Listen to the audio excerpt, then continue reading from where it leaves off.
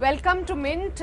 We are still at Will's Lifestyle India Fashion Week's Autumn Winter 2013 edition, and I am in the stall of Amit Aggarwal. Amit Aggarwal has a strange and very observable flash and quick instant success almost in the Indian industry, not without reason.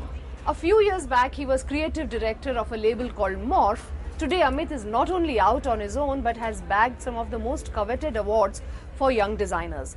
He also works with unconventional materials, makes couture-like fashion for the European market, and is multifaceted from a radical point of view.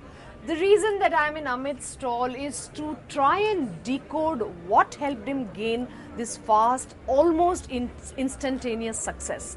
Welcome, Amit. As you heard me saying, we are very curious to know what makes you such a highly awarded designer in barely 2-3 years of work. I think a lot of it stems from my own philosophy. I think that the moment you start seeking something, it's when it takes longer for it to come to you. Very honestly, when I started, even started with my brand or started with being a creative director of Morph, I didn't really have any agendas. The only agenda I had was I wanted creativity to take center stage. I've always let clothes be the hero of my brand, and I've never actually projected myself to be the hero of the brand.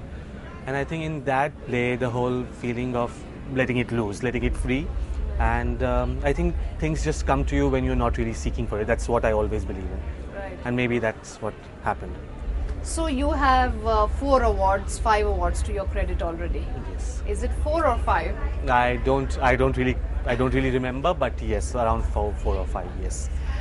We recently did an interview with you that also appears in Mint Lounge on the 16th. Yes. On working with unconventional materials. Yeah. In the din and the noise that organic clothing and so-called handlooms make in Indian fashion, you very interestingly told me that you work with silhouette and think in forms, yeah, and with materials that are malleable, yes, and create an airiness about them. Yeah. Can you tell me a little more and our viewers on what this really means in tangible terms?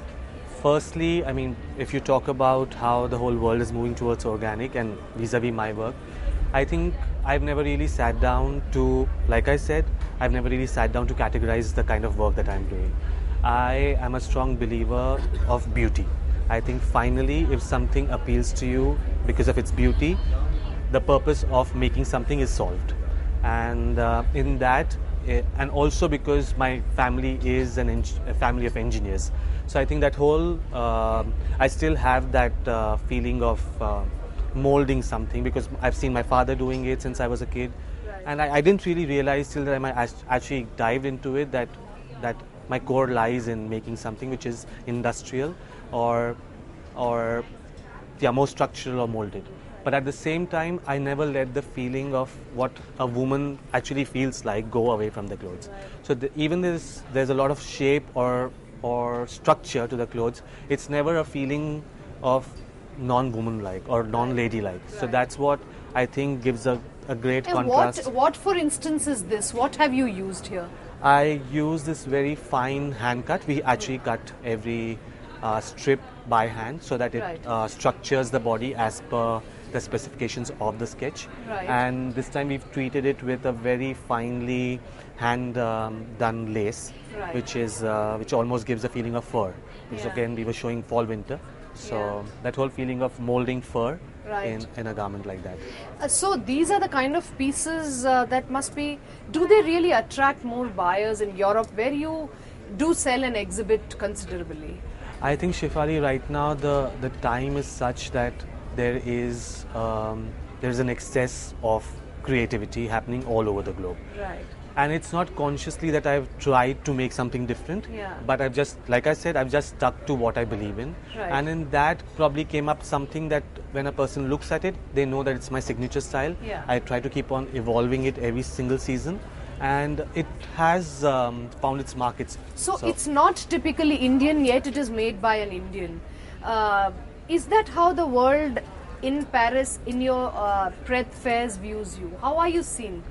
Though I take a lot of pride in being from this country, because Right. I think my biggest or the best decision that I ever took in my life was not to move abroad for my studies. Right. I chose to stay back in the country. I do think that when people look at the clothes, the absence of color, Yeah. and the traditional Indian techniques being not a part of my clothes, Right. makes them a little Right. not unsure where it comes from. Right. And when they come to know that it's from India, it's a big surprise for them, Right. but in a good way. Yeah. Because now everybody in fashion too is talking about India, Yeah. and like it's the new wave of Yeah. creativity. So.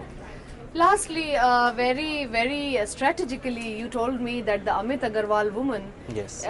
is not only bold and independent, but she should have a healthy bank balance. Yes, indeed. And that brings me to the question, how much do these clothes cost? Are most clothes in the higher range, or there are diluted versions? See, I also have, of course, a ready-to-wear line that is an offshoot from The the couture. couture line, Yeah. because I do believe that the same woman also Yeah. wants to wear clothes on a daily basis. Yeah.